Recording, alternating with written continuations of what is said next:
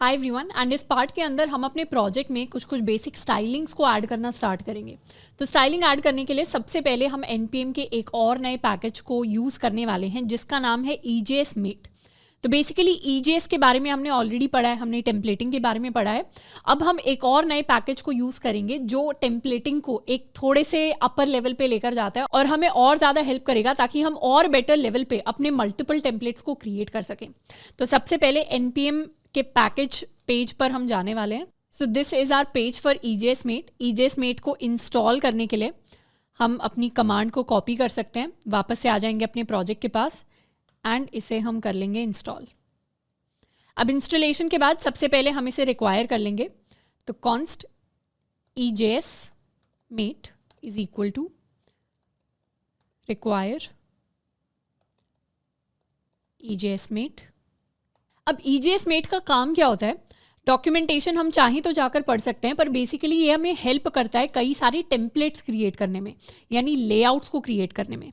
जैसे let's suppose हमारे पास अपने पेज के अंदर कई सारी ऐसी कॉमन चीज़ें होंगी जो multiple templates, multiple EJS pages के ऊपर एग्जिस्ट करती होंगी।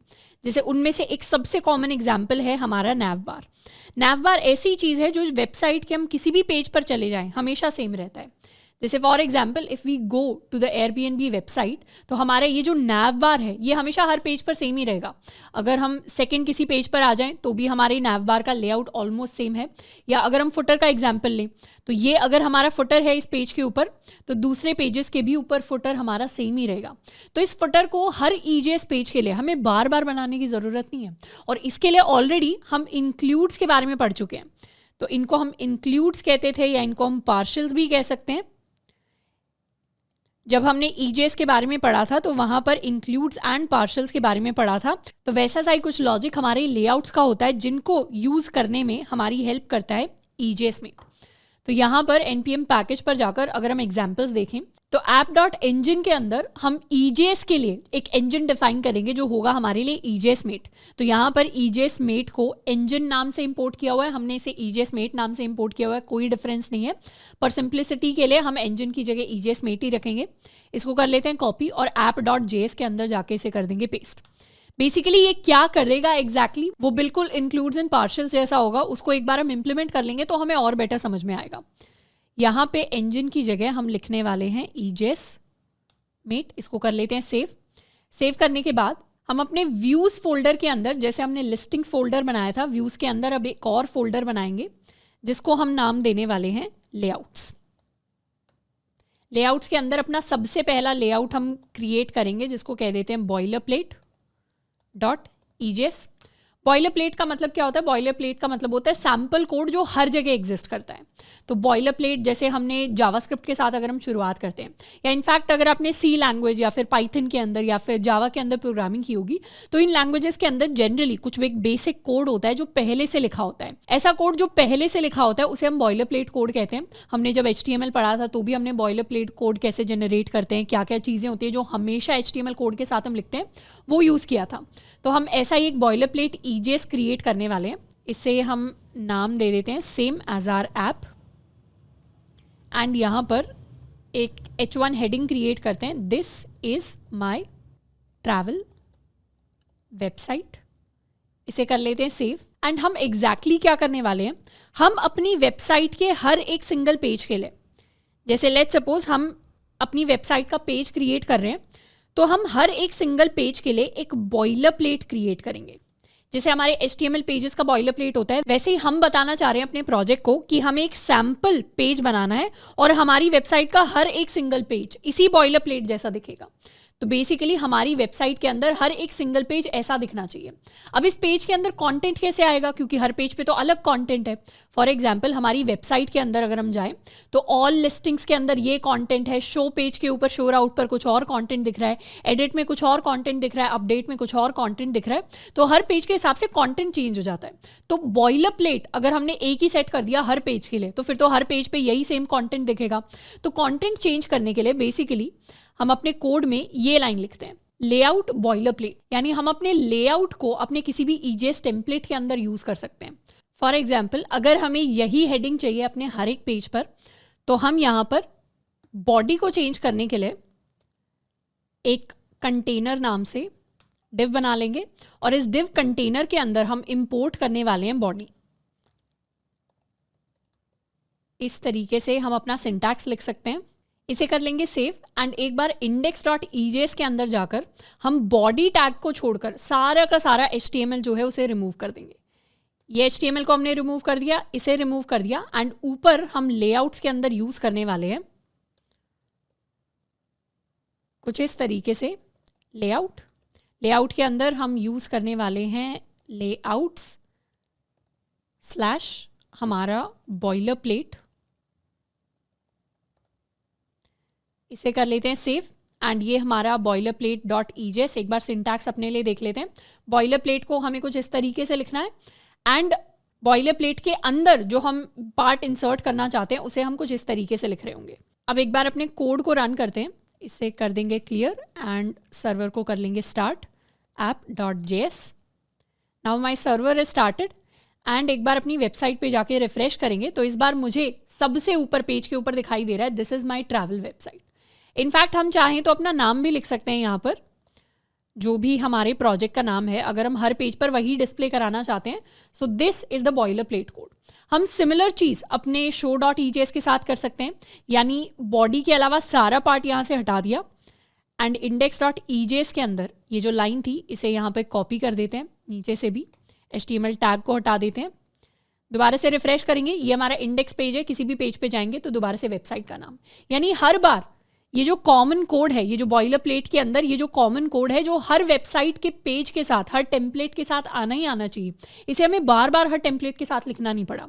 इसको क्या किया, इस बॉयलर प्लेट को हमने एक बार यूज़ किया एंड उसके अंदर हमने छोटे छोटे पार्ट्स इंसर्ट कर दिए अपने दूसरे ईजेस यानी डिफरेंट पेजेस के टेम्पलेट के। तो ये एक हेल्पफुल टूल है जिसको ईजेस अगर हम यूज़ करते हैं तो ईजेस मेट को हम यूज़ कर सकते हैं बेसिकली अपनी टेम्पलेटिंग के लेवल को थोड़ा सा और बढ़ाने के लिए। बाकी इसको यूज़ करना कंपलसरी नहीं है क्योंकि डेवलपमेंट के अंदर एक चीज़ को करने के बहुत सारे तरीके होते हैं। बस ये एक तरीका है जिसको हम अपने प्रोजेक्ट के अंदर यूज़ कर रहे होंगे।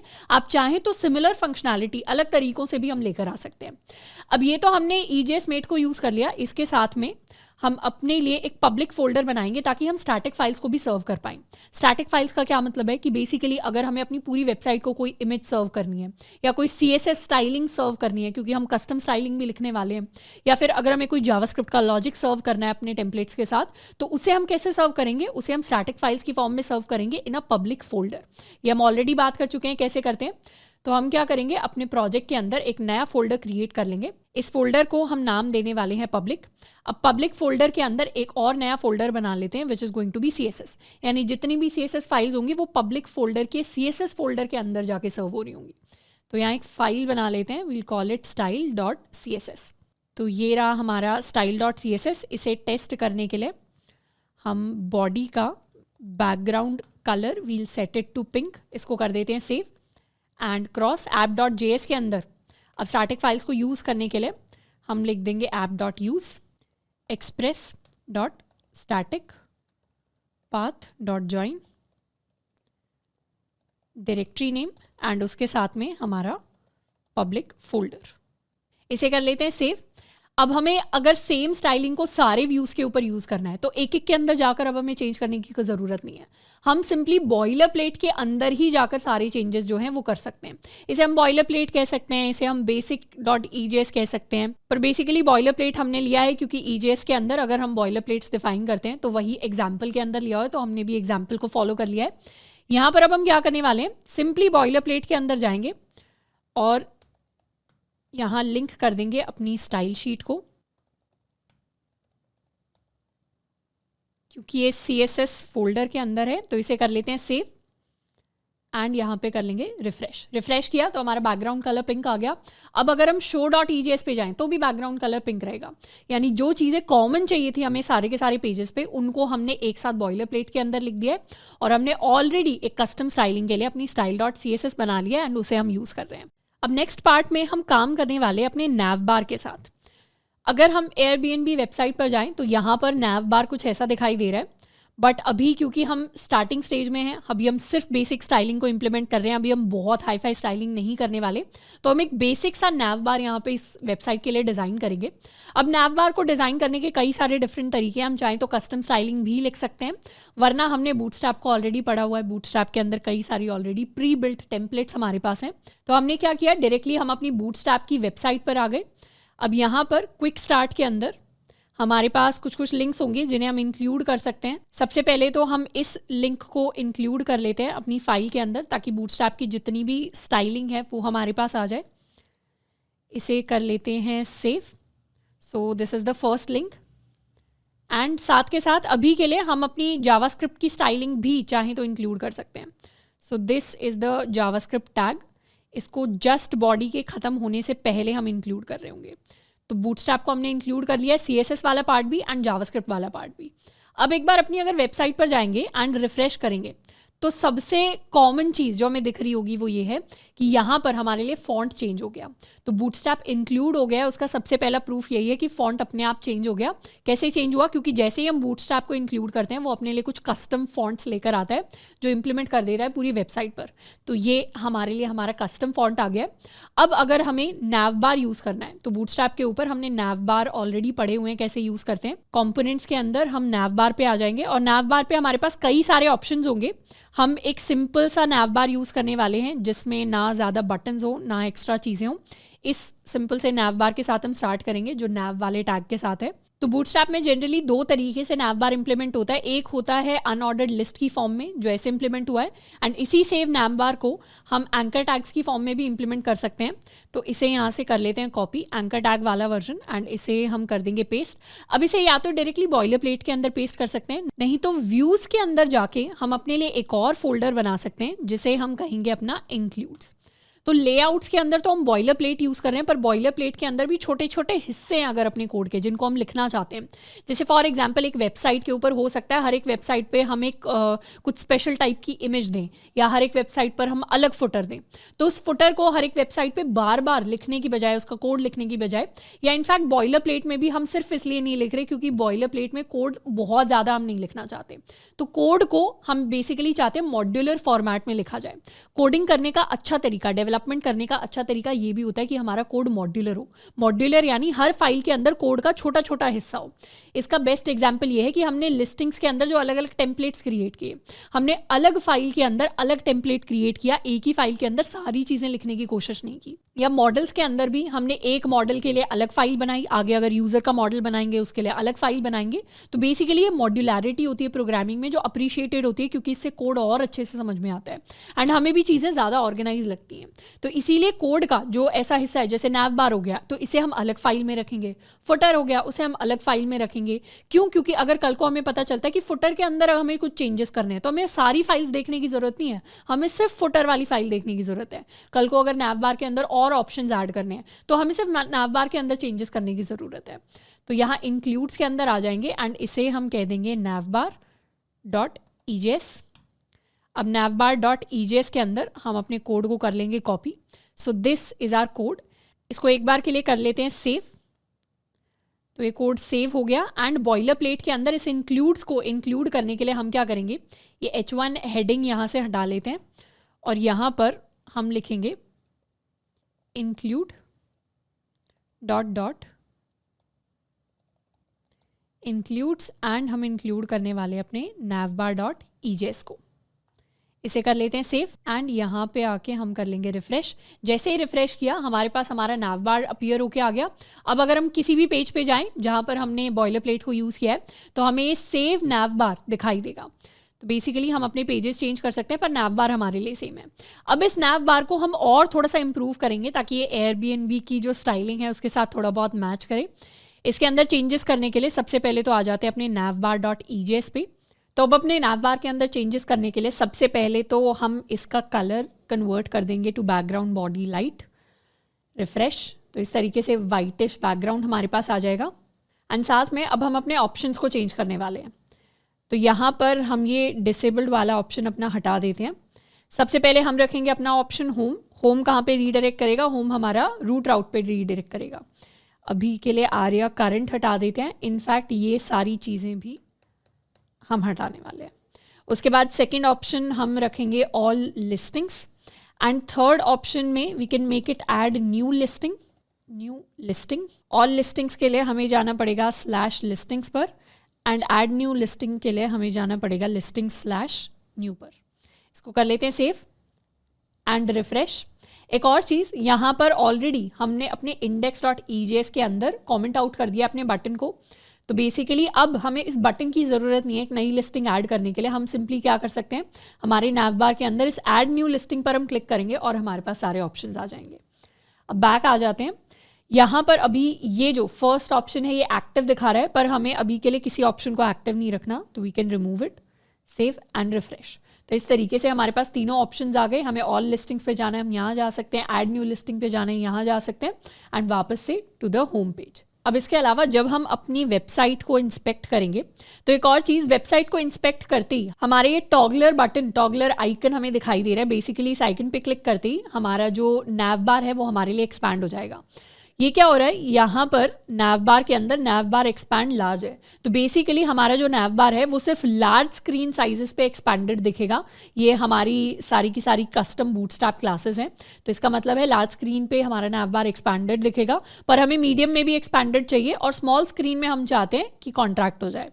तो यहाँ हम MD लिख सकते हैं फॉर मीडियम, इसको कर देंगे रिफ्रेश, तो मीडियम में भी एक्सपैंडेड होगा, और फिर स्मॉल स्क्रीन साइजेस में जाएंगे तब हमारे लिए कॉन्ट्रैक्ट हो जाएगा, यानी तब हमारे पास ये बटन आ जाएगा इंस्टेड ऑफ द एंटायर नैव बार। तो इस तरीके से हमने चेंजेस कर दिए। अब नेक्स्ट चीज़ जो हम कर सकते हैं, यहाँ पर हमारे पास अभी नैव बार लिखा हुआ है, पर यहाँ हम एक आइकन डालना चाहते हैं। जैसे एयरबीएनबी वेबसाइट पर यहाँ एक आइकन आता है, वैसे ही हम भी एक आइकन डालना चाहते हैं।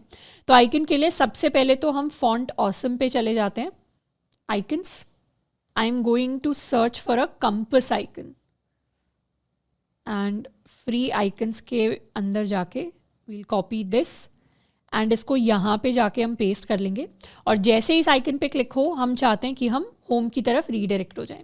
इसको कर लेते हैं सेव, पर ये आइकन डायरेक्टली हमें दिखना स्टार्ट नहीं होगा। इस आइकन के लिए हमें फॉन्ट ऑसम का CDN इंक्लूड करना पड़ेगा। फॉन्ट ऑसम CDN, ये जो फर्स्ट लिंक है इसे हम कर लेंगे कॉपी, एंड इसे अपने boilerplate.ejs के अंदर जाके हम कर देंगे पेस्ट, सेव, एंड यहाँ पे जाके रिफ्रेश किया तो हमारे लिए हमारा आइकन डिस्प्ले होकर आ गया है, एंड इस आइकन पे क्लिक करते ही हम अपने होम राउट पे जा रहे हैं। इसको कर लेते हैं बैक। अब इस आइकन के लिए हम कुछ स्टाइलिंग को चेंज करने वाले हैं। इनफैक्ट अपने पूरे के पूरे अपने नैव बार के लिए कुछ स्टाइलिंग हम ऐड करने वाले हैं। कस्टम स्टाइलिंग ऐड करने के लिए what we can do is, हम अपने style.css के अंदर जा सकते हैं, एंड इस बॉडी बैकग्राउंड कलर को कर देते हैं कमेंट आउट। सबसे पहला काम जो हम करने चाहते हैं वो है नैव बार की हम हाइट बनाना चाहते हैं, क्योंकि अगर आप एयरबीएनबी का नैव बार देखोगे वो थोड़ा सा स्लाइटली हायर है, लॉन्गर है हाइट में एज कम्पेयर टू दिस नैव बार।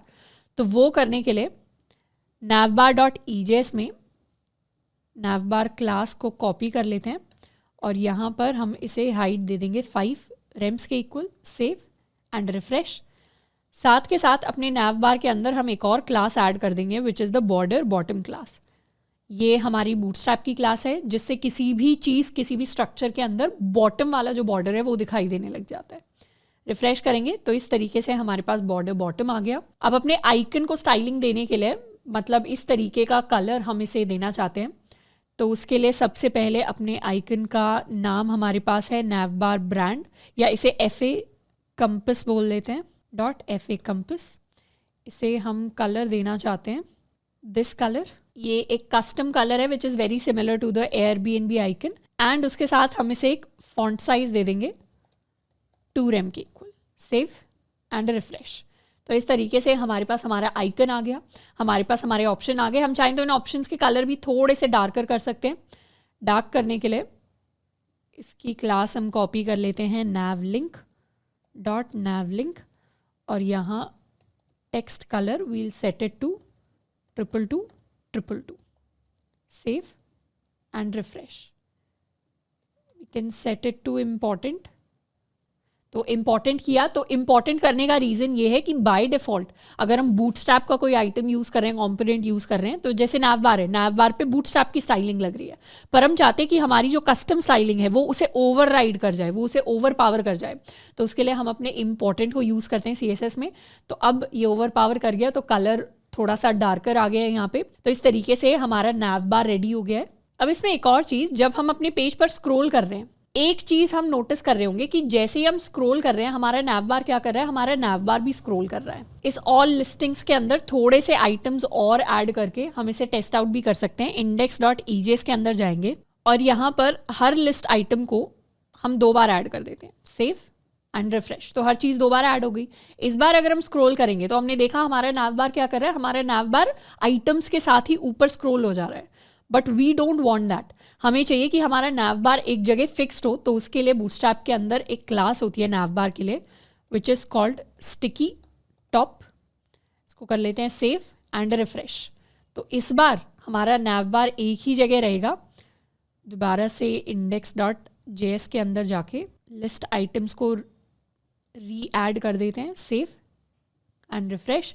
इस बार जब हम स्क्रॉल कर रहे हैं तो ऑब्वियसली हमारा जो नैव बार है वो एक जगह टिका हुआ है एंड बाकी सारी चीज़ें जो है, बाकी सारा कंटेंट जो है वो स्क्रॉल कर रहा है। इसके साथ साथ we can also give it a background colour of white. style.css के अंदर अपने नैव बार को बैकग्राउंड कलर दे देते हैं वाइट के इक्वल, सेव रिफ्रेश। तो इस बार क्या हुआ, इस बार हमारे आइटम्स नीचे की तरफ स्क्रॉल हो गए, बैकग्राउंड कलर ट्रांसपेरेंट नहीं है तो आइटम्स अब हमें दिखाई नहीं दे रहे। तो इस तरीके से हमारा नैव बार कंप्लीटली रेडी हो चुका है। नेक्स्ट चीज़ जिस चीज़ पर हम फोकस करेंगे वो होने वाला है हमारा फुटर। अब फुटर के लिए एयरबीएनबी की वेबसाइट के अगर हम एंड पे जाएं तो यहाँ पर हमारा जो फुटर है वो कुछ ऐसा दिखाई देता है। इसमें ये सारे जो पार्ट्स हैं इनको हम इम्प्लीमेंट नहीं करेंगे। हम लास्ट वाला एक जो ये कंपोनेंट है इसे थोड़ा सा इम्प्लीमेंट करने की कोशिश करेंगे। इनफैक्ट हम अपने फुटर को कुछ इस तरीके का क्रिएट करेंगे। इस तरीके का कुछ फुटर हम सिमिलर सा लुकिंग फुटर क्रिएट करने वाले हैं। ऊपर वाले ऑप्शंस को हम बाद के लिए छोड़ देते हैं क्योंकि उसमें हमें काफ़ी सारे डिफरेंट पेजेस बनाने पड़ेंगे, क्योंकि हम चाहते हैं कि वेबसाइट हम जितनी भी बनाएं वो पूरी की पूरी फंक्शनल रहे, हर एक चीज़ पर क्लिक करने से कुछ ना कुछ हो रहा हो। तो बेसिकली हम ये लास्ट वाला पार्ट रख रहे हैं अभी के लिए एंड बाद में हम और थोड़े से लेवल ऑफ फुटर्स को ऐड कर रहे होंगे।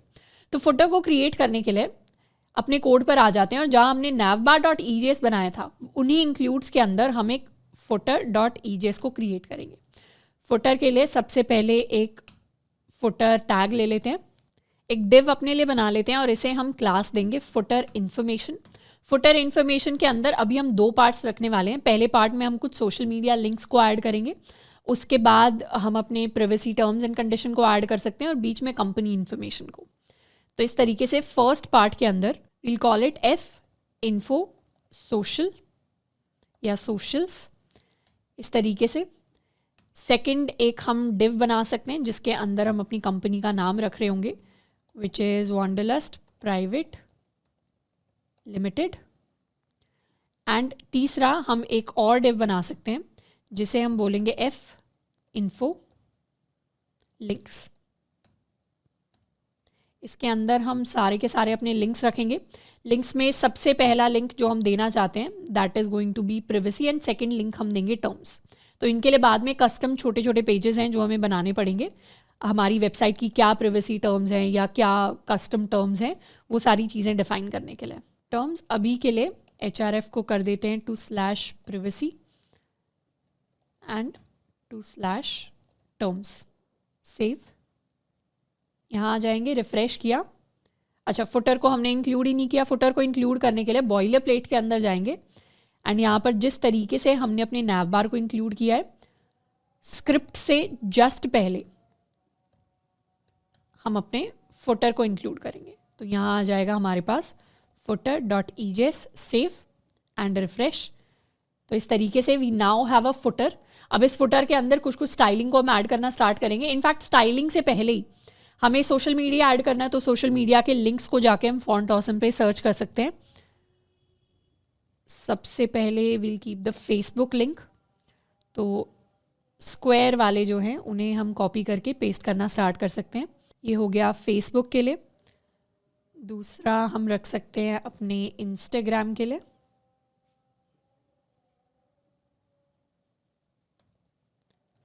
एंड तीसरा we can keep for LinkedIn probably.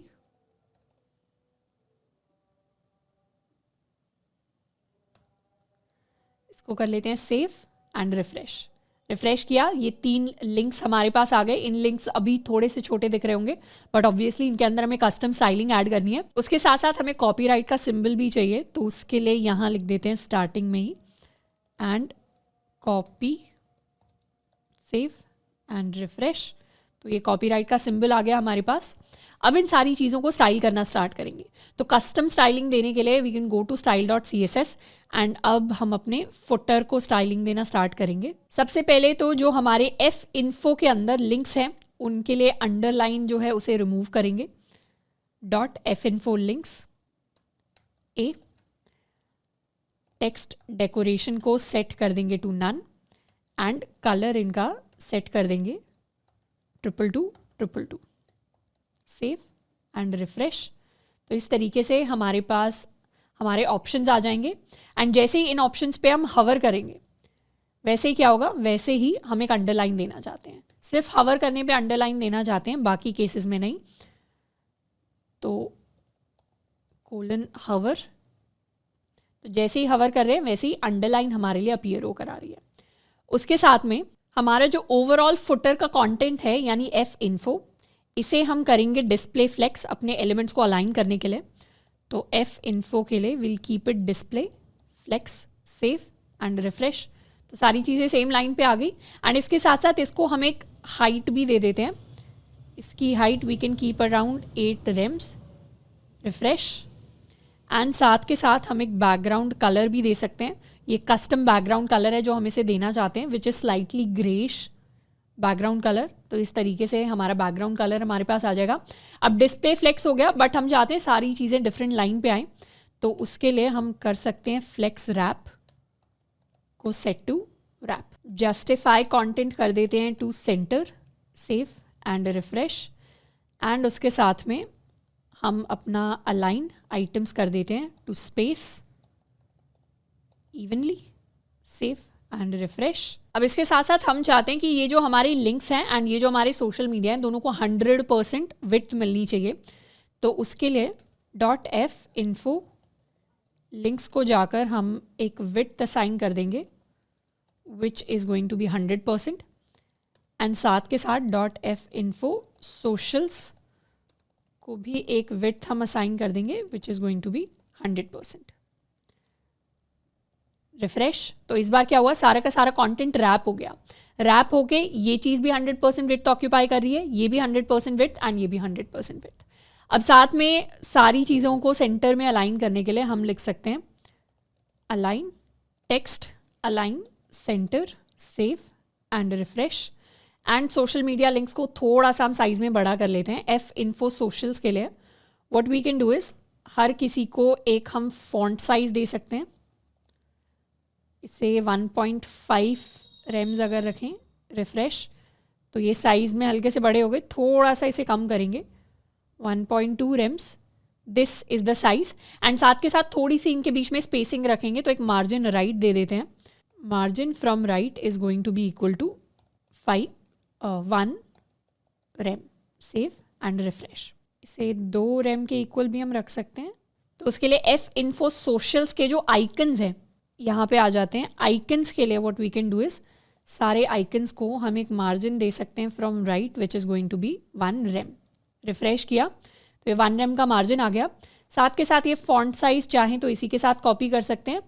And ये विड्थ 100% वाली जो चीज़ है इससे कर लेते हैं यहाँ से कट एंड यहाँ पेस्ट, तो थोड़ा सा क्लीन अप हो जाएगा कोड एंड इस तरीके से हमारे पास चीज़ें आ जाएंगी। अब अगर हम अपने फुटर को इंस्पेक्ट करें तो यहाँ हमें दिख रहा है कि हमारा डिस्प्ले फ्लेक्स अप्लाई हुआ है। फर्स्ट सेक्शन यानी सोशल्स वाला सेक्शन एंड लास्ट सेक्शन यानी लिंक्स वाले सेक्शन को 100% विड्थ मिली है। पर इसके साथ में जितना भी इंडिविजुअल पार्ट वो ऑक्यूपाई कर रहे हैं उसमें अभी वो ऊपर की तरफ है, यानी वर्टिकली अगर अलाइनमेंट देखें तो वर्टिकल अलाइनमेंट में आइटम्स अभी स्टार्ट के अंदर प्लेस्ड हैं। तो वो प्लेसिंग थोड़ा सा चेंज करने के लिए यहाँ पर F info links and social के अंदर what we can do is हम वर्टिकल अलाइन कर सकते हैं to the middle, save and refresh. हम F info and F socials के लिए डिस्प्ले कर सकते हैं to flex and align items कर सकते हैं टू सेंटर, रिफ्रेश, एंड साथ के साथ इनके लिए भी हम अपना जस्टिफाई कंटेंट कर देंगे to centre, save and refresh. Refresh किया तो इस तरीके से हमारे आइटम्स हमारे पास प्लेस होकर आ गए हैं। प्लस ये जो डिव है, यानी ये जो हमारा ब्रांड वाला डिव है, इसे भी एक क्लास दे देते हैं। We'll call it F info for brand, and F info brand को भी सेम चीज़ हम देने वाले हैं, dot F info brand, save and refresh. तो इस तरीके से सारी चीज़ें अब सेंटर अलाइंड हो गई हैं, वर्टिकली भी हॉरिजॉन्टली भी, एंड ये हमारा फुटर हमारे पास रेडी होकर आ गया है। तो अभी तक हमने अपने nav बार एंड अपने फुटर को कंप्लीट कर लिया है। नेक्स्ट चीज़ जिस पर हम ध्यान देने वाले हैं वो है टू स्टाइल आर इंडेक्स, क्योंकि अभी हमारा जो इंडेक्स पेज है वो कुछ ऐसा दिखाई देता है, और अगर हम एयरबीएनबी के इंडेक्स पेज की बात करें तो वो कुछ ऐसा दिखाई देता है। हम बेसिकली अपने इंडेक्स पेज को ट्रांसफॉर्म करने वाले हैं इनटू कार्ड्स, यानी एक जो इंडिविजुअल हमारी लिस्टिंग है उसे हम कार्ड फॉर्मेट में डिस्प्ले कराने की कोशिश करेंगे। कुछ डिटेल्स उसके अंदर और हम ऐड करेंगे, और इमेजेस के साथ बेसिकली अब हम काम करने वाले हैं।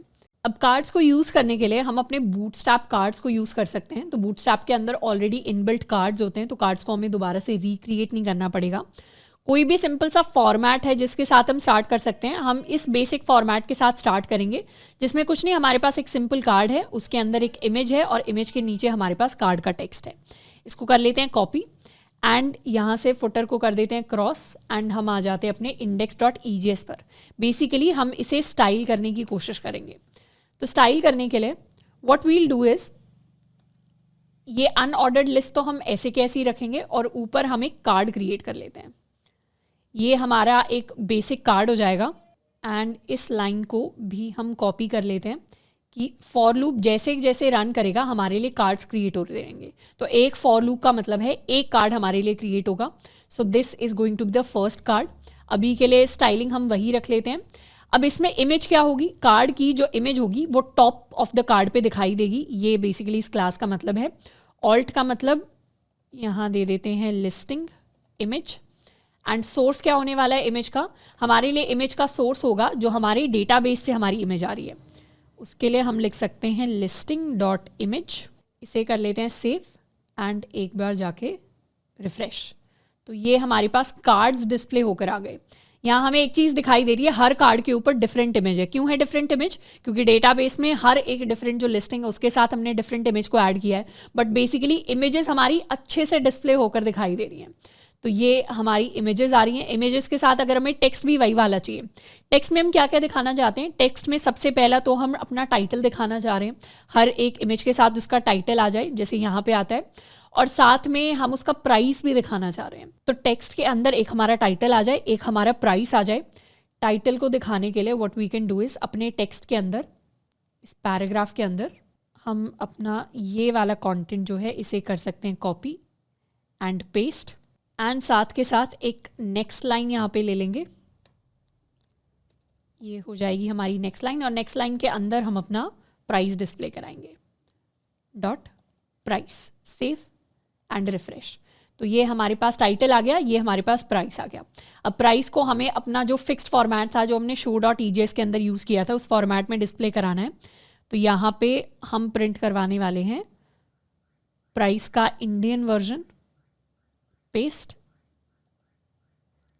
एक साथ के साथ रुपी का सिंबल भी हम शो करवाएंगे पर नाइट।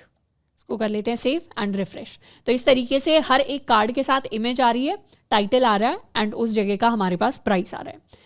तो ये तो हमारे कार्ड्स का बेसिक फॉर्मेट हो गया। अब इसे हमें थोड़ा थोड़ा स्टाइल करना स्टार्ट करना है। अब हमारी जो कार्ड की इमेज है उसे थोड़ा सा हम साइज में बड़ा करने वाले हैं। Will make it 20 rems।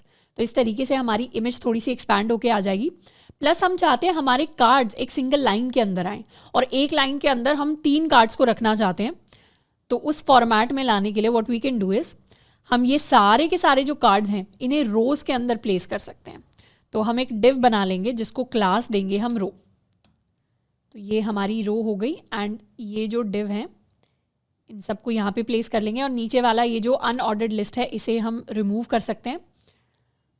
Refresh, तो एक रो के अंदर हमारे कार्ड्स आ गए। और अभी ये कार्ड्स क्या हो रहे हैं, अभी ये कार्ड्स रैंडमली आ रहे हैं, मतलब कोई फिक्स्ड फॉर्मेट नहीं है, रैंडमली हमारे कार्ड्स डिस्प्ले होकर आ रहे हैं। तो हम डिफाइन कर सकते हैं कि हमारे कार्ड्स किस तरीके से डिस्प्ले होकर आएंगे। हर एक कार्ड को साथ में हम क्लास दे देंगे कॉलम के इक्वल।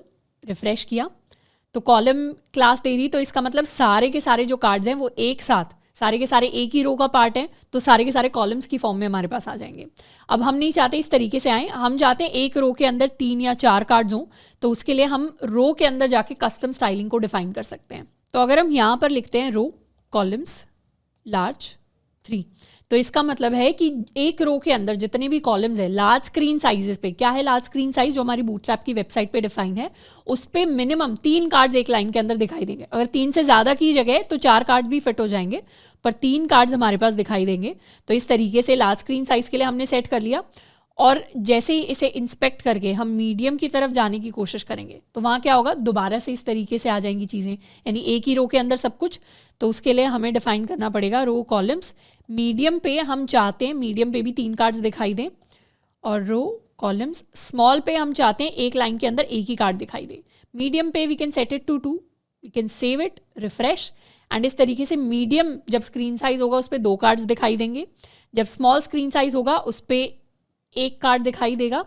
एक्स्ट्रा स्मॉल पे हमारे पास इस तरीके से स्क्रीन चेंज होकर आ रही है, बट ये हमारा स्मॉल है, this is my medium and this is my large screen size. अब कुछ कस्टम स्टाइलिंग एक बार अपने कार्ड्स के लिए हम डिफाइन कर लेते हैं। तो अपने style.css के अंदर आ जाएंगे और यहाँ हम कार्ड्स के लिए स्टाइलिंग डिफाइन करेंगे। सबसे पहले तो अपने कार्ड को हम एक बॉर्डर देने वाले हैं नन, यानी इसका बॉर्डर हम रिमूव करेंगे। सेव एंड रिफ्रेश, इसे कर देते हैं to important. Now refresh again, तो बॉर्डर हमारे पास रिमूव होकर आ गया। एंड इसके साथ साथ इसे एक मार्जिन दे देंगे फ्रॉम बॉटम। तो बॉटम से मार्जिन दे देते हैं इसे 2 rem के इक्वल, तो थोड़ा सा स्पेसिंग आ जाएगी हर एक कार्ड के बीच में। नेक्स्ट जो हम स्टाइलिंग सेट करने वाले हैं वो इमेज के लिए सेट करेंगे। अब यहाँ पर इमेज जो है वहाँ पे कर्व्ड एजेस ऊपर की तरफ है, नीचे की तरफ इमेज के अंदर इस तरीके से कोई कर्व्स नहीं है। जबकि एयरबीएनबी पे जो इमेज है उसमें बॉर्डर रेडियस चारों कॉर्नर्स पे हमारे पास सेट है, तो वही सिमिलर सा इफेक्ट हम यहाँ क्रिएट करेंगे। हमारी index.ejs के अंदर इमेज की जो क्लास है कार्ड इमेज टॉप, उसे एक्सेस कर लेते हैं। इसे एक बॉर्डर रेडियस हम देंगे which is going to be 1 rem। इसे कर लेते हैं set to important and refresh. तो ये भी कर्व्ड एजेस होकर आ गए। साथ के साथ इमेज के लिए कुछ और स्टाइलिंग हम ऐड करने वाले हैं। इसकी विड्थ को हम सेट कर देंगे to 100%। Let's make it important, save and refresh. तो कार्ड की जितनी भी विड्थ है ये पूरी की पूरी विड्थ को ऑक्यूपाई करेगा रादर देन साइड में कुछ स्पेस छोड़ने की जगह। एंड इसके लिए ऑब्जेक्ट फिट को हम सेट कर देंगे टू कवर। अब ये चीज़ हम इसलिए कर रहे हैं ताकि कार्ड की हम कस्टम स्टाइलिंग को थोड़ा थोड़ा हटाकर अपनी कस्टम स्टाइलिंग लेकर आ सकें। और साथ के साथ जो हमारा कार्ड है उसके अंदर बाय डिफ़ॉल्ट कुछ पैडिंग, कुछ मार्जिन वगैरह सेट होती हैं। तो अपने कार्ड के लिए या कार्ड की बॉडी के लिए, कार्ड की बॉडी यानी ये टेक्स्ट वाला पार्ट, इसके लिए हम अपनी जो पैडिंग है उसे शुरुआत में ही सेट कर देंगे टू 0। Save and refresh. तो इस तरीके से टेक्स्ट जो है वो अलाइन हो जाएगा हमारी इमेज के साथ। साथ के साथ अपने फॉन्ट को थोड़ा सा डार्कर करने के लिए हमारी ये जो क्लास है विच इज़ कार्ड टेक्स्ट, तो डॉट कार्ड टेक्स्ट का जो पैराग्राफ है उसे हम एक फॉन्ट वेट दे सकते हैं। We'll keep it 400। तो हम एक अलग फॉन्ट स्टाइल है जिसको यूज़ करने वाले हैं। We can go to Google fonts and Google fonts पे हम जाके सर्च करेंगे for Jakarta. This is the font that we are going to use. इस फॉन्ट के कुछ कुछ वर्जन्स हैं जिनको हम इंपोर्ट करना चाहते हैं। एक रेगुलर कर लेते हैं, एक हम मीडियम रखने वाले हैं एंड एक हम will keep semi bold and एक लाइट वर्जन। इंपोर्ट करने के लिए यहाँ से सबसे पहले तो CSS के अंदर कॉपी कर लेते हैं इस पार्ट को एंड ऊपर अपने बॉडी टैग के अंदर हम इसे पेस्ट कर देंगे। सेव एंड साथ के साथ इन लिंक्स को कॉपी करके हम अपने boilerplate.ejs के अंदर पेस्ट करने वाले हैं। सेव एंड यहाँ आ जाएंगे एंड रिफ्रेश। साथ के साथ इसे इम्पॉर्टेंट भी कर देते हैं, रिफ्रेश। एंड अब हमारा फॉन्ट स्टाइल जो है हमारे लिए चेंज होकर आ गया। अब अपने फॉन्ट वेट पर जब हम जाएंगे एंड इसे सेट करेंगे to important and refresh, and साथ के साथ अपने टाइटल को कंप्लीट बोल्ड में प्रिंट करवाने के लिए index.egs में जहाँ हम टाइटल लिख रहे हैं, टाइटल को लिखेंगे हम अपने बोल्ड टैग के अंदर। Save and refresh. So this is the title and this is the price जो हमारे पास डिस्प्ले होकर आ रहा है। अब अभी तो हो गया इतना पार्ट, यानी क्या किया हमने अपनी लिस्टिंग्स को क्रिएट किया। इनफैक्ट अपनी इमेजेस की हाइट को सेम करने के लिए हम क्या करेंगे, हमारे कार्ड की विड्थ की जगह, या इसे अभी के लिए सेम रखते हैं, अपनी इमेज को भी हम एक स्टाइलिंग दे देंगे और इमेज के लिए हाइट को सेट कर देंगे टू 20 रेम्स। कर लेते हैं सेव एंड रिफ्रेश। तो हाइट हमारी इमेज की सेट हो गई टू 20 रेम्स। तो इस तरीके से 4 कार्ड्स एक सिंगल रो के अंदर हमें डिस्प्ले होकर दिखाई दे रहे हैं। और अगर हम इंस्पेक्ट करते हैं तो मीडियम के अंदर हमारे पास 3 कार्ड्स हो जाएंगे एंड इस तरीके से हमारे पास चीज़ें डिस्प्ले होकर आ रही होंगी। In fact what we can do is यहाँ से हम अपनी विड्थ को हटा सकते हैं इंटायरली। Save and refresh. तो ये 3 कार्ड्स आ जाएंगे एक पेज के ऊपर एंड इस बार इंस्पेक्ट करेंगे तो मीडियम में भी 3 एंड इस तरीके से। अब एक चीज़ हमें क्रिएट करनी है कि हम चाहते हैं जैसे ही एक कार्ड के ऊपर क्लिक किया जाए वैसे ही हम उसके शो पेज पे चले जाएं। क्योंकि पहले तो क्या होता था, पहले तो हमारे पास अनऑर्डर्ड लिस्ट आती थी जिसमें हर एक लिस्ट का आइटम होता था। लिस्ट आइटम पे हमारे पास एंकर टैग होता था जिस पे क्लिक करके हम शो वाले पेज पे चले जाते थे। पर अब तो वो शो वाले पेज पर जाने का कोई जरिया ही नहीं है। तो हम क्या करेंगे, हर एक कार्ड को बेसिकली एक एंकर टैग के अंदर हम एम्बेड कर देंगे। तो हम क्या करने की कोशिश कर रहे हैं, हम एक एंकर टैग बनाएंगे और इस एंकर टैग के अंदर हम अपने पूरे के पूरे कार्ड को रख देंगे। तो कार्ड के ऊपर कहीं भी अगर क्लिक किया जाएगा तो हम कहाँ पहुँच जाएंगे, हम इस पर्टिकुलर लिस्टिंग के शो पेज पर पहुँच जाएंगे। तो ये इफेक्ट क्रिएट करने के लिए सबसे पहले तो रो से भी कार्ड के बाहर की तरफ, यानी यहाँ पर हमें एक एंकर टैग क्रिएट करना पड़ेगा एंड पूरा का पूरा जो कार्ड का डिव है इसे हम एंकर टैग के अंदर रखेंगे। अब इस एंकर टैग ये जाएगा कहाँ पर, ये जाएगा /listings/id पर। id क्या होने वाली है हमारे लिए, id होगी listing._id। इसको कर लेते हैं सेव एंड नाउ रिफ्रेश। तो क्या हुआ, अब ये पूरा का पूरा एक एंकर टैग बन गया। जैसे ही कार्ड की इमेज पे क्लिक करेंगे तो भी शो पेज पे चले जाएंगे, अगर हमने टाइटल पे क्लिक किया तो भी शो पेज पे चले जाएंगे, प्राइस पे क्लिक किया तो भी शो पेज पे चले जाएंगे। अब ये क्लिक तो हम इसको करना चाहते हैं पर हम नहीं चाहते ये लाइन्स आए। तो उसके लिए what we can do is, इसे एक क्लास हम दे देते हैं एंकर टैग को listing link, and listing link को जाकर लिस्टिंग लिंक को जाकर हम टेक्स्ट डेकोरेशन दे देंगे टू नन। Save refresh. तो इस तरीके से अब कार्ड के ऊपर कहीं भी क्लिक किया जाए हम उसके शो पेज पर रीडायरेक्ट हो जाएंगे। एंड साथ के साथ हम इसे कुछ इफेक्ट देना चाहते हैं ताकि we know that we are hovering over the card. तो वो इफेक्ट देने के लिए बेसिकली उसे ओवरले इफेक्ट कहते हैं। तो ओवरले इफेक्ट या सिंपली कार्ड इफेक्ट कह देते हैं। कार्ड इफेक्ट देने के लिए भी हम कुछ कस्टम स्टाइलिंग लिख सकते हैं। अब हमारे जो बूटस्ट्रैप के कार्ड्स होते हैं, एक बार बूटस्ट्रैप की वेबसाइट पे जाते हैं तो उनके अंदर हम ओवरले टेक्स्ट भी क्रिएट कर सकते हैं। जैसे इमेजेस के ऊपर, लाइक इन दिस एग्जाम्पल, अगर हमें कार्ड के ऊपर ही कुछ चीज़ प्लेस करनी है, अगर हमें कार्ड की इमेज के ऊपर ही कुछ चीज़ प्लेस करनी है, लेट्स सपोज इमेज के ऊपर हमें कुछ टेक्स्ट लिखना है, कुछ आइकन हमें दिखाना है, कुछ और करना है, तो उसके लिए हम कार्ड इमेज ओवरले इस डिव को यूज़ कर सकते हैं। तो इसको कॉपी कर लेते हैं एंड index.egs के अंदर इमेज टैग के बाद हम इस चीज़ को पेस्ट कर रहे होंगे। ये हो गया हमारा कार्ड इमेज ओवरले एंड इसे कर देंगे रिफ्रेश। तो बेसिकली कार्ड इमेज ओवरले के अंदर अभी कुछ है नहीं, पर अगर हम यहाँ पे ABCD लिख दें, रिफ्रेश करें, तो ABCD टेक्स्ट हर एक इमेज के ऊपर दिखाई देना स्टार्ट हो जाएगा। तो ये हमारे लिए एक ओवरले क्रिएट हो गया है। अब हम शुरुआत में चाहते हैं कि हमारा जो ओवरले है, वील कॉल इट कार्ड या .कार्ड इमेज ओवरले। शुरुआत में तो उस ओवरले की जो ओपेसिटी है it remain 0। Save and refresh. तो क्या हुआ, अभी ओपेसिटी 0 है, मतलब हमारा ABCD हमें दिखाई नहीं दे रहा। पर जैसे ही हम इसके ऊपर हवर करें, जैसे ही कार्ड इमेज ओवरले के ऊपर हवर किया जाए, वैसे ही हम चाहते हैं इसकी ओपेसिटी हो जाए 0.2 and we want to make the background colour as white. Refresh किया, जैसे ही अब इसके ऊपर हवर करेंगे बैकग्राउंड कलर तो वाइट हो रहा है, पर क्योंकि कंप्लीटली वाइट नहीं हो सकता तो ओपेसिटी 0.2 दे दी है क्योंकि, तो इसीलिए वो धुंधला सा अब दिखाई दे रहा है। तो बेसिकली एक क्लिकेबल इफेक्ट हमारे लिए क्रिएट हो रहा है कि जैसे ही किसी भी कार्ड के ऊपर जाएंगे हमें पता चल रहा है हाँ इस कार्ड के ऊपर हवर किया जा रहा है और इसे क्लिक करने से इसके शो पेज पे चले जाएंगे। इस कार्ड के ऊपर हवर करें, क्लिक करने से इसके शो पेज पे चले जाएंगे। तो इस तरीके से index.ejs के अंदर हमने अपने कार्ड्स को क्रिएट किया है। कार्ड्स के ऊपर हमने अपना क्लिक इफेक्ट डाला है जिससे हम शो पेज के ऊपर रीडायरेक्ट हो सकते हैं, और हमने अपना टाइटल एंड प्राइस डिस्प्ले कराया है।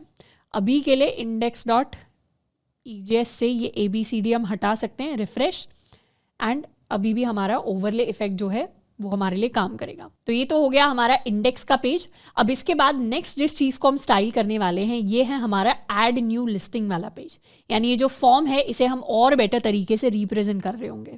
अब अपने न्यू पेज को स्टाइल करने के लिए हम क्या करेंगे, हम बूटस्ट्रैप के फॉर्म्स के अंदर जाकर ये जो form label and form control वाली क्लासेस हैं ये अपने फॉर्म के अंदर ऐड करना स्टार्ट करेंगे। तो सबसे पहले तो हर फॉर्म के इनपुट के साथ हम एक फॉर्म लेबल को क्रिएट करेंगे। ये हमारा न्यू का फॉर्म है जिसमें सबसे पहला इनपुट है हमारे लिए टाइटल।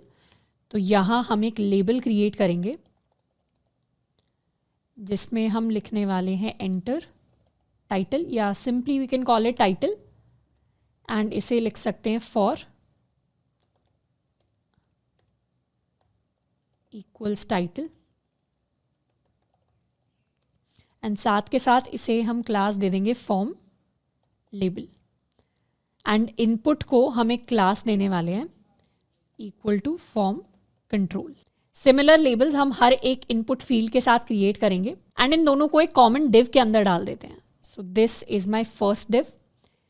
इस डिव के अंदर हमारा ये वाला इनपुट एंड इसका लेबल आ रहा होगा, एंड इसी तरीके से हमारा नेक्स्ट डिव आएगा। अभी के लिए नेक्स्ट लाइन को हटा देते हैं।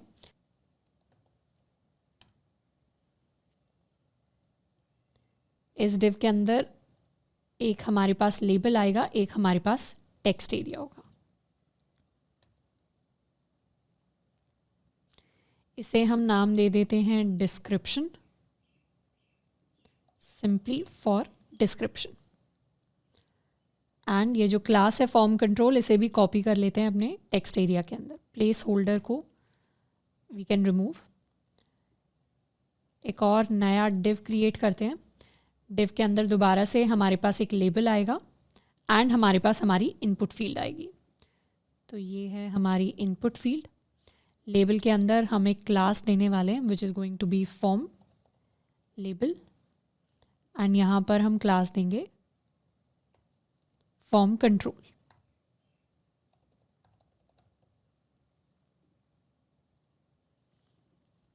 इसे चेंज कर लेते हैं to image and image link. Similarly एक और डिव को हम क्रिएट करेंगे। इस डिव के अंदर भी हमारे पास हमारा लेबल आ जाएगा,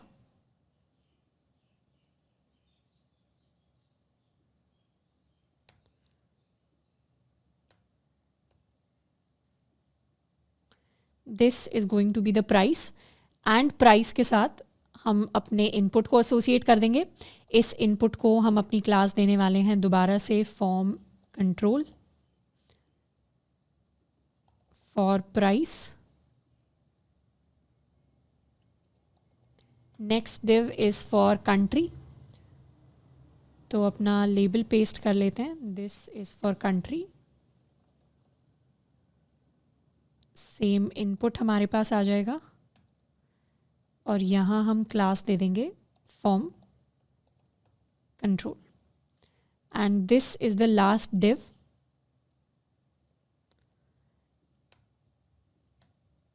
जिसमें हम अपने लेबल को रखेंगे फॉर द लोकेशन,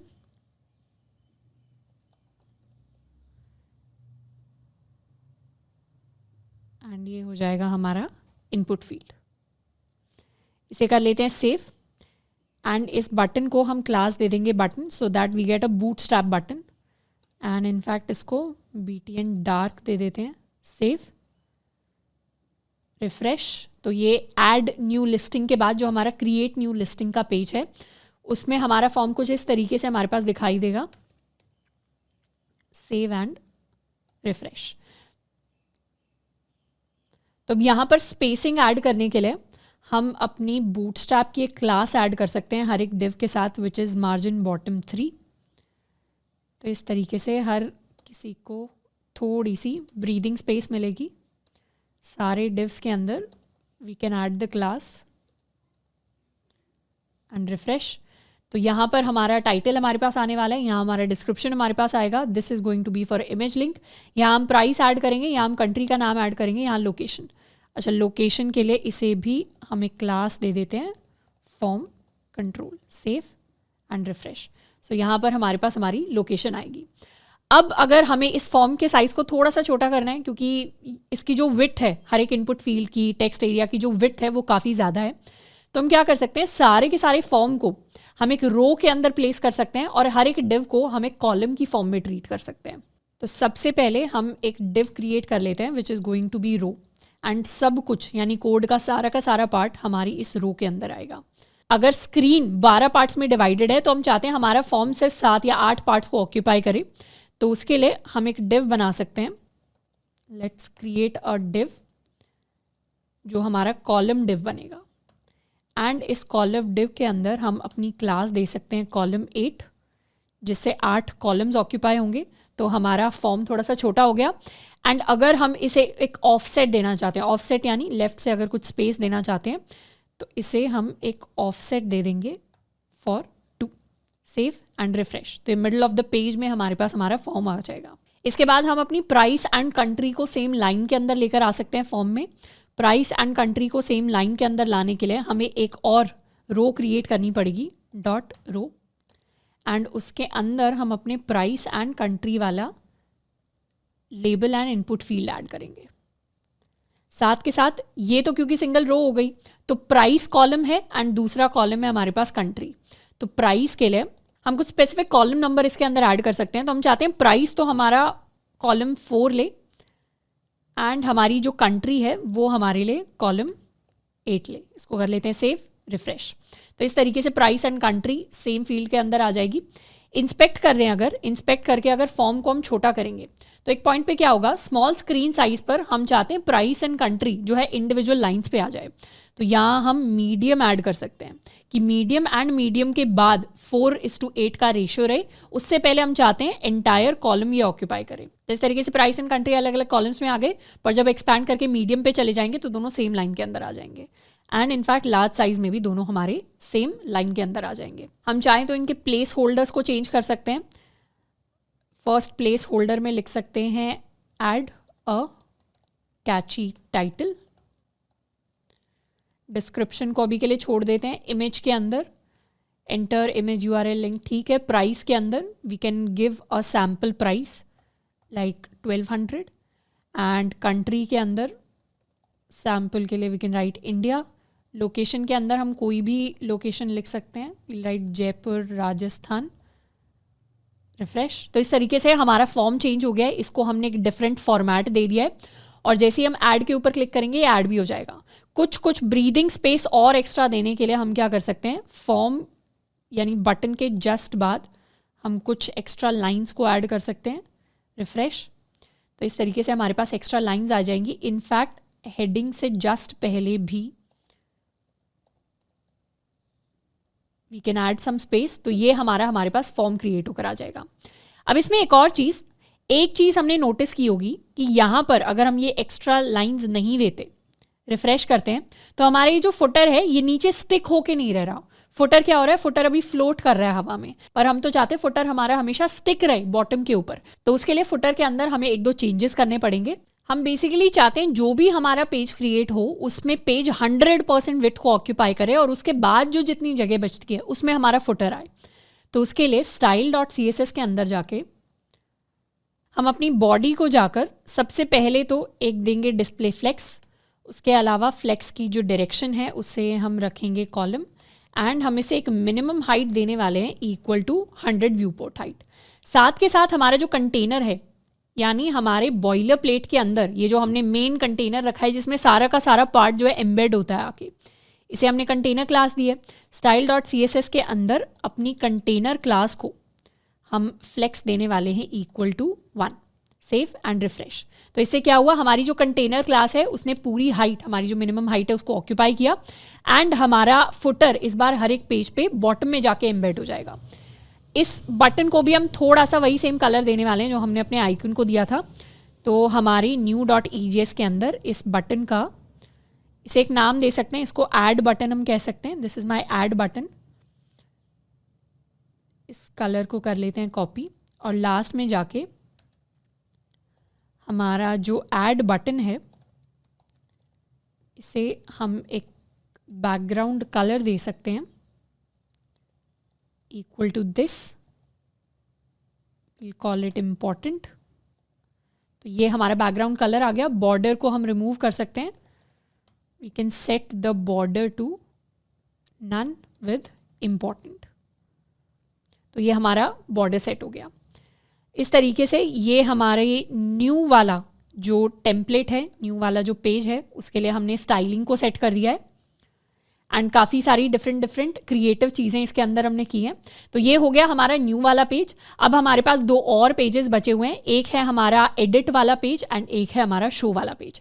जैसे हमने न्यू पेज के अंदर चेंजेस किए हैं वैसे ही हम अपने एडिट पेज के अंदर चेंजेस करने वाले हैं। अब एडिट पेज के अंदर चेंजेस करने के लिए हम ऑल लिस्टिंग्स पे चले जाते हैं और एडिट दिस लिस्टिंग पर जैसे क्लिक करेंगे तो हमें इस फॉर्म के अंदर चेंजेस करने हैं।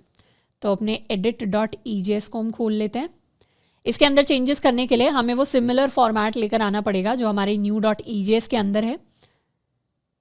new.ejs में सबसे पहले तो हमें हर एक चीज़ को div के अंदर ऐड करना है। So we'll create divs। हमारा फर्स्ट इनपुट हमारे इस div के अंदर आ जाएगा एंड साथ के साथ हम एक लेबल ऐड कर देंगे। लेबल के लिए इसे हम कॉपी कर लेते हैं। तो ये हो जाएगा हमारा लेबल एंड ये हो जाएगा हमारा इनपुट फील्ड।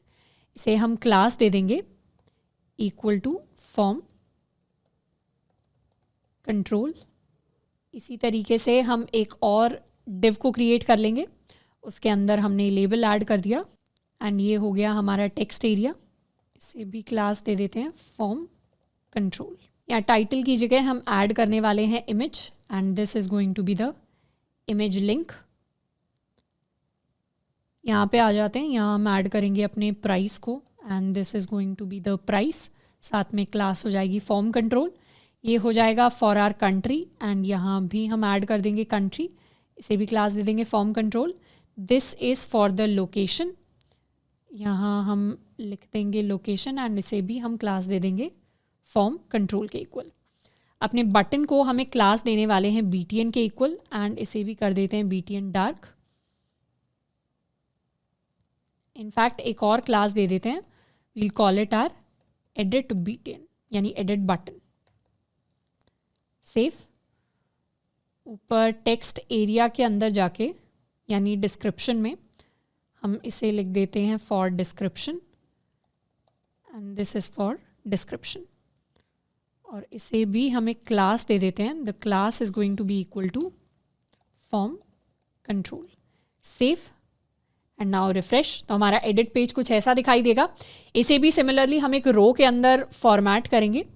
तो सारे कंटेंट को एक रो के अंदर ऐड कर लेते हैं और रो में भी हमारे पास एक कॉलम हो जाएगा 8 विद एन ऑफसेट ऑफ 2, या इसे कर लेते हैं यहाँ पे कॉलम ऑफ 8 और यहाँ ऐड कर देते हैं ऑफसेट ऑफ 2।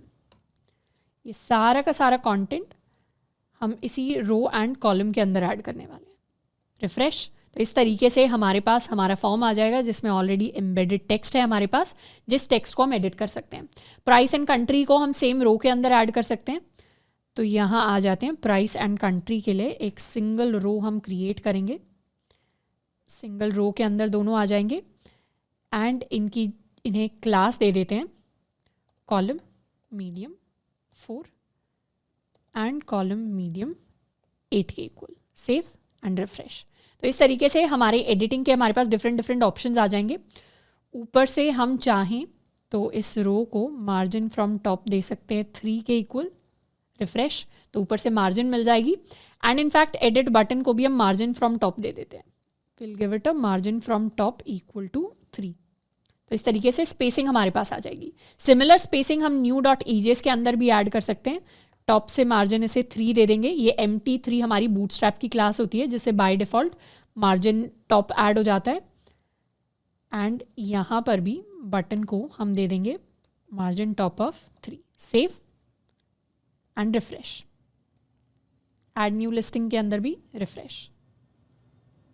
अब हम चाहें तो इस बटन का कलर चेंज कर सकते हैं। तो हमारा जो एडिट बटन है style.css के अंदर जाके हमारा जो ऐड बटन है इसके साथ में we'll have the edit page, इसकी हम स्टाइलिंग डिफरेंट रखना चाहते हैं।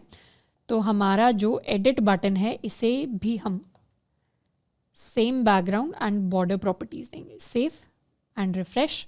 तो ये हो गया हमारा एडिट बटन जिससे हम कुछ भी एडिट कर सकते हैं।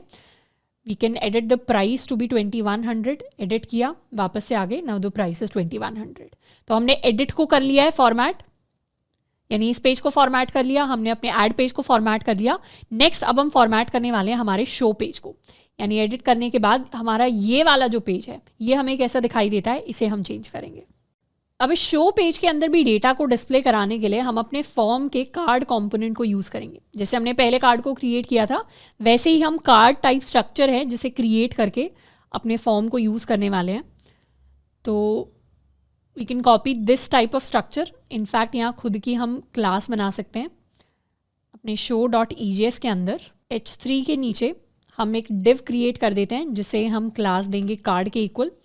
अब कार्ड के हमारे पास दो पार्ट्स होंगे, एक होगी हमारे पास इमेज एंड एक text. This is going to be the image, this is going to be the text. Image में कह देते हैं लिस्टिंग इमेज और सोर्स इसका हम रख देते हैं equal to listing dot image. And text के अंदर हम इसका टाइटल एक बार ऐड करके देखते हैं। Save and refresh. तो इस तरीके से हमारे पास इमेज आ रही है, इमेज के नीचे हमारे पास टाइटल आ रहा है। बस इस इमेज को अब हमें ठीक स्टाइलिंग देनी है। इस इमेज को हम एक क्लास दे देते हैं, will give it a class of show image, ताकि हमें पता रहे कि हम शो पेज की इमेज की बात कर रहे हैं। style.css के अंदर जाके ये हो जाएगा हमारा show page and dot show image को हम एक हाइट दे देंगे equal to 30 of view port height. Refresh. तो ये 30% ऑफ व्यू पोर्ट हाइट के बराबर हमारे पास आ गई, बट ये अभी विड्थ में काफ़ी ज़्यादा है, तो इसकी विड्थ को लिमिट करने के लिए हम रो एंड कॉलम्स को यूज़ करेंगे। सबसे पहले तो सारे कंटेंट को हम एक रो के अंदर अरेंज कर लेंगे और रो में भी हम कॉलम क्रिएट करेंगे ऑफ साइज 8, जिसे हम एक ऑफसेट देंगे ऑफ साइज 2। तो सारा का सारा जो शो पेज का कंटेंट है वो हमारा सेंटर ऑफ द पेज में सॉर्ट ऑफ चला जाएगा। रिफ्रेश किया तो ये हमारी इमेज कुछ इस तरीके से आ जाएगी। अब कार्ड के लिए हम नहीं चाहते कि उसे टोटल इतने वाला पार्ट मिले, हम थोड़ा सा और इसकी विड्थ कम करना चाहते हैं। तो जितने भी पार्ट में हमारा कार्ड डिस्प्ले होकर दिखाई देगा उसे हम एक कॉलम 6 का विड्थ दे देंगे, या इनफैक्ट इस डिव को हम यहीं पर फिनिश कर देते हैं and this is going to be a new div. Save and refresh. And इसे भी एक ऑफसेट दे देते हैं हम 3 के इक्वल या 2 के इक्वल। रिफ्रेश। तो इस तरीके से बेसिकली हमने क्या किया, हमने एक रो बनाई, रो के अंदर सिर्फ हेडिंग के लिए हमने एक कॉलम बनाया और इमेज के पूरे कार्ड के लिए हमने सेकंड कॉलम बनाया। जो हमारी हेडिंग है उसे हमने ये डिव दिया कॉलम 8 ऑफसेट 2 एंड जो हमारा पूरा कार्ड है उसे हमने ये डिव दिया कॉलम 6 ऑफसेट 2। तो इससे ये 12 सेक्शंस के सिर्फ 6 ही सेक्शन ऑक्यूपाई करेगा, यानी हाफ एरिया, और ये 8 सेक्शंस ऑक्यूपाई कर लेगी हेडिंग, क्योंकि हेडिंग बड़ी हो सकती है। कोलन को हम हटा देते हैं तो ये हमारी लिस्टिंग डिटेल्स आ जाएंगी। एंड इसे साथ में चाहें तो मार्जिन फ्रॉम टॉप दे सकते हैं 3 के इक्वल, तो थोड़ी सी स्पेसिंग हमारे पास आ जाएगी, ब्रीदिंग स्पेस। अब ये जो सारी की सारी चीज़ें अनऑर्डर्ड लिस्ट में, इन्हें बेसिकली हमें कार्ड का हिस्सा बनाना है। तो ये अनऑर्डर्ड लिस्ट में सारी चीज़ें हमने लिखी हुई हैं, इनको एक एक करके कार्ड के अंदर हम ऐड करेंगे। This is the card. हम चाहें तो अपने बोल्ड टैग के अंदर अपने टाइटल को रख सकते हैं। उसके बाद हम अपने डिस्क्रिप्शन को रखेंगे, तो इस पार्ट को कॉपी कर लेते हैं, this is going to be the description, और यहाँ हम दे देते हैं नेक्स्ट लाइन। उसके बाद ये हमारे पास होगा हमारा प्राइस, दोबारा से नेक्स्ट लाइन, एंड हम अपनी लिस्टिंग की लोकेशन रखेंगे, एंड नेक्स्ट लाइन में हम अपनी कंट्री को डिस्प्ले कराएंगे। इसे कर लेते हैं कॉपी एंड पेस्ट, और ये पूरी की पूरी अनऑर्डर्ड लिस्ट, इसे हम यहाँ से हटा सकते हैं। सेव कर दिया, रिफ्रेश कर दिया, तो बेसिकली हमारा कार्ड आ गया जिसके अंदर सारी की सारी डिटेल्स होंगी, और ये हमारे एडिट एंड डिलीट वाले बटन्स आ गए। हम चाहें तो इस एंकर टैग को अब एक क्लास दे सकते हैं which is going to be BTN, और BTN डार्क इसको कह देते हैं, ताकि ये एक CSS बूटस्ट्रैप बटन में कन्वर्ट हो जाए, एंड इस बटन को भी सेम क्लासेस हम दे देंगे। रिफ्रेश। अब इसे सिंपली बोलेंगे एडिट, एंड इसे सिंपली बोलेंगे हम डिलीट। साथ के साथ इन्हें हम एक डिव के अंदर ऐड कर देंगे, इसको कह देते हैं हम कॉलम 1, ताकि ये कॉलम 1 ही ऑक्यूपाई करे। This is my div 1। we can also add next lines or maybe skip the next lines from here, and इसे हम अपना कॉलम 2 या कॉलम 1 वाला सेकेंड डिव बनाएंगे। सेव एंड रिफ्रेश, तो ये हमारा एडिट बटन आ जाएगा, ये हमारा डिलीट बटन आ जाएगा, पर इन दोनों बटन्स को हम इस डिव के बाद में प्लेस करना चाहते हैं। रिफ्रेश, या इनफैक्ट दोनों बटन्स को हम एक सिंगल क्लास दे देते हैं। This is going to be our single class. ये हमारा फर्स्ट डिव है, एंड इस फॉर्म को भी हम बिना किसी डिव के यहाँ पे सेव करेंगे, एंड इसे कह देते हैं buttons. This is my buttons class, जिसके अंदर दोनों बटन्स हमारे पास डिस्प्ले होकर दिखाई दे रहे हैं। रिफ्रेश किया, ये हमारे दोनों बटन्स आ गए। हम चाहें तो इस बटन्स क्लास को डिस्प्ले फ्लेक्स बना सकते हैं, तो शो पेज पे जो हमारी बटन्स क्लास है इसको कर लेते हैं डिस्प्ले फ्लेक्स। सेव, रिफ्रेश, तो दोनों बटन सेम जगह आ गए।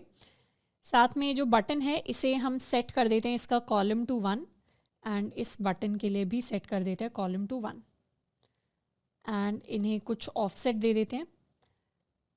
इसके लिए ऑफसेट हम सेट कर रहे होंगे टू 4, एंड इसके लिए हम ऑफसेट को सेट करेंगे टू 3। सेव, रिफ्रेश, तो ये हमारा एडिट बटन हमारे पास आ गया। इनफैक्ट यहाँ ऑफसेट की बजाय सेव एंड रिफ्रेश, इसके लिए हम सेट करेंगे कॉलम को 2, एंड इसे हम ऑफसेट देंगे इक्वल टू 2। रिफ्रेश, तो हमारा एडिट बटन यहाँ पे आ गया। कॉलम 1 अगर सेट करें, this is the size of the edit button.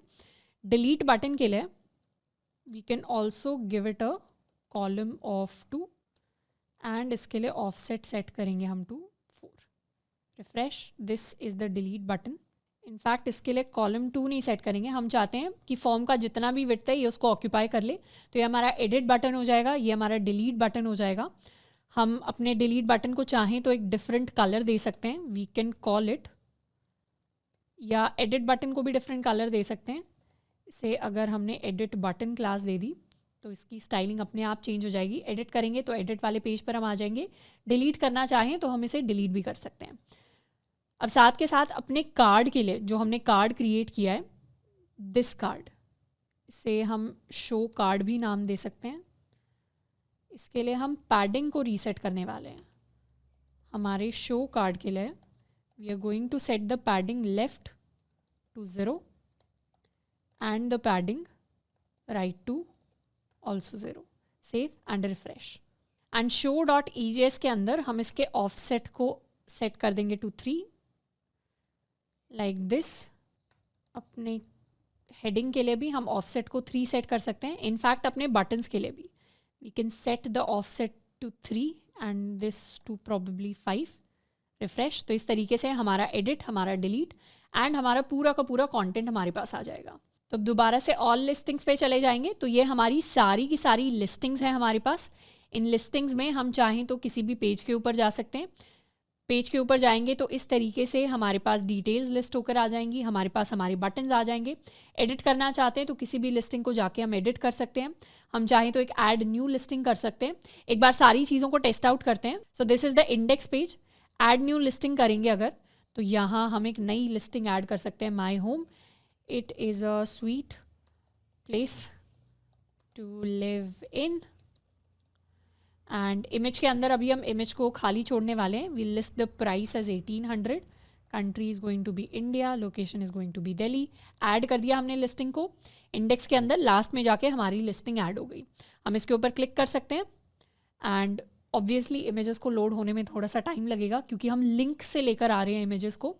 हम चाहें तो इसे एडिट कर सकते हैं। एडिट किया, माई होम टू, एडिट कर दिया, तो ये हमारे लिए एडिट हो गई हैं चीज़ें। तो इस तरीके से हमने अपने प्रोजेक्ट के अंदर जितनी भी लिस्टिंग्स क्रिएट की थी उनके लिए हमने बेसिक स्टाइलिंग को ऐड कर लिया है। इसके बाद बैकएंड की कुछ और चीज़ें होती हैं जैसे वैलिडेशंस हो गए, जैसे मिडलवेयर्स हो गए, जिनको हम नेक्स्ट पार्ट्स के अंदर सीखने वाले हैं।